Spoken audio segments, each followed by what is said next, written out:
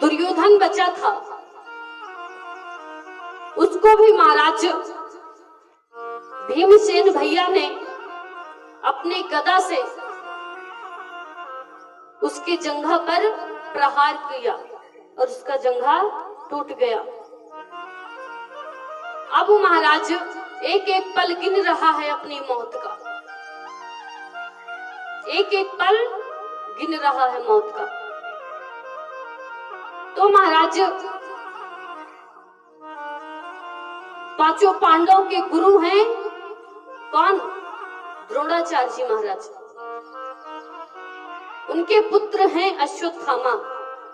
वो दुर्योधन के पास आकर के कहते हैं कि मित्र ये बताओ,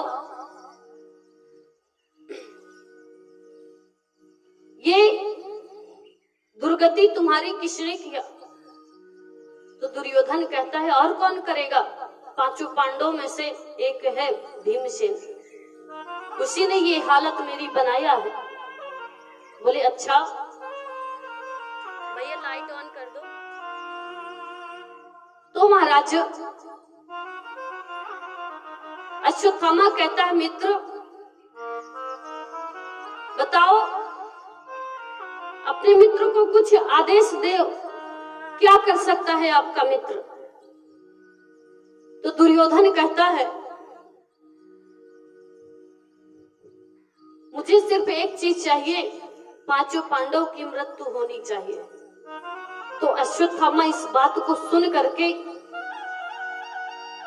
खड़ा हो गए और कहते हैं बस मित्र इतनी सी बात, तुमने कहा समझ लो ये काम हो गया। चल दिया महाराज तलवार को लेकर के।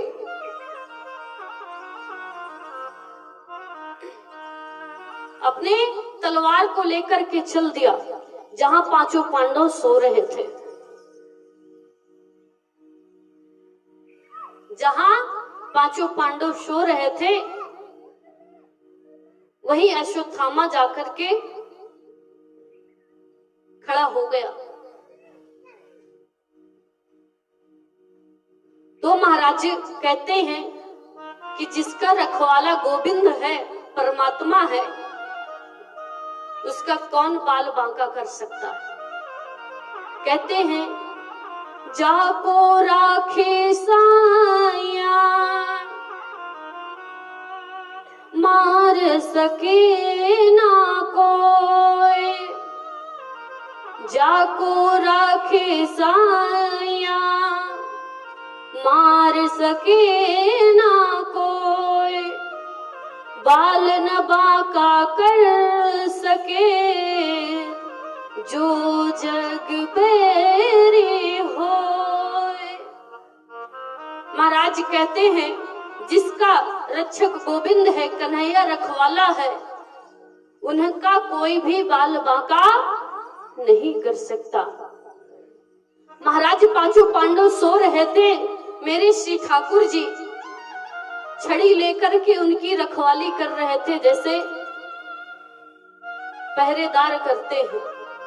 इसी तरह मेरे श्री ठाकुर पांचों पांडव की रखवाली कर रहे हैं।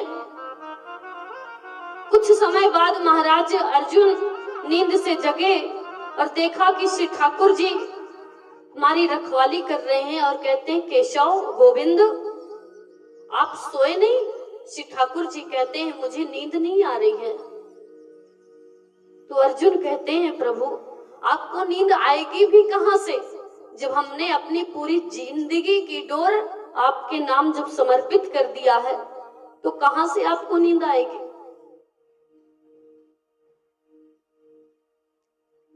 उसके बाद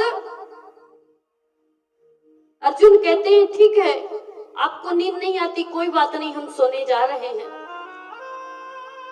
तब महाराज श्री ठाकुर जी कहते हैं कि आप लोगों को यहाँ सोना उचित नहीं है। इतना कहकर के पांचों पांडव को श्री ठाकुर जी दूसरे स्थान लेकर के चले गए। जहां पांचों पांडव सो रहे थे कुछ ही दूरी पर द्रौपदी के पांचों पुत्र भी सो रहे थे। अश्वत्थामा ने पांचों पांडव समझ करके द्रौपदी के 5 पुत्रों के सिर को धड़ से अलग कर दिया, धड़ से अलग कर दिया और 5 का सिर ले जाकर के दुर्योधन के पास पहुंचा। दुर्योधन के पास पहुंचा तो पहले दुर्योधन के पास नहीं ले गया और खुद ही गया और कहता है, मित्र तुमने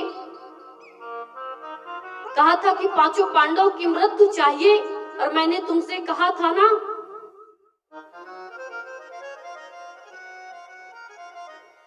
देखो तुमने मुझे आदेश दिया, तुम्हारा काम मैंने कर दिया है। तो महाराज दुर्योधन कहते हैं, अश्वत्थामा मित्र तुमने 5 पांडवों को मार दिया, इसका क्या प्रमाण है, दिखाओ मुझे। तो अश्वत्थामा कहता है, मित्र मुझे पता था कि तुम बिना प्रमाण के मानोगे नहीं, इसलिए मैं प्रमाण के साथ आया हूं। तो महाराज जैसे ही 5 पांडव द्रौपदी के पुत्रों को लेने गया अश्वत्थामा सिर को, तभी महाराज दुर्योधन मन में विचार करता है कि कुछ तो गड़बड़ है। हम 100 के 100 कौरव मिल करके 5 पांडव का कुछ नहीं बिगाड़ पाए और ये अकेले कैसे इतना बड़ा काम कर दिया। इधर महाराज अश्वत्थामा जैसे ही द्रौपदी के 5 पुत्रों को सिर को ले जा करके प्रकाश के सामने रखता है, दुर्योधन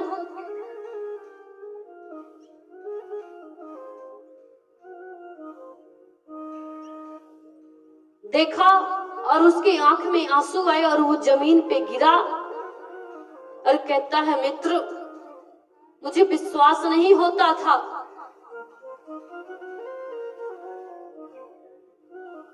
लेकिन तुमने ये क्या कर दिया। हमारा तो वंश समाप्त ही हो रहा था, लेकिन कोई हमारे कुल में पानी देने वाला बचा था, तुमने उनको भी मार दिया। इस बात को कह करके और उसके आंख से आंसू निकलने लगे और वो जमीन में गिरा, उसका प्राणांत हो गया दुर्योधन का। अब महाराज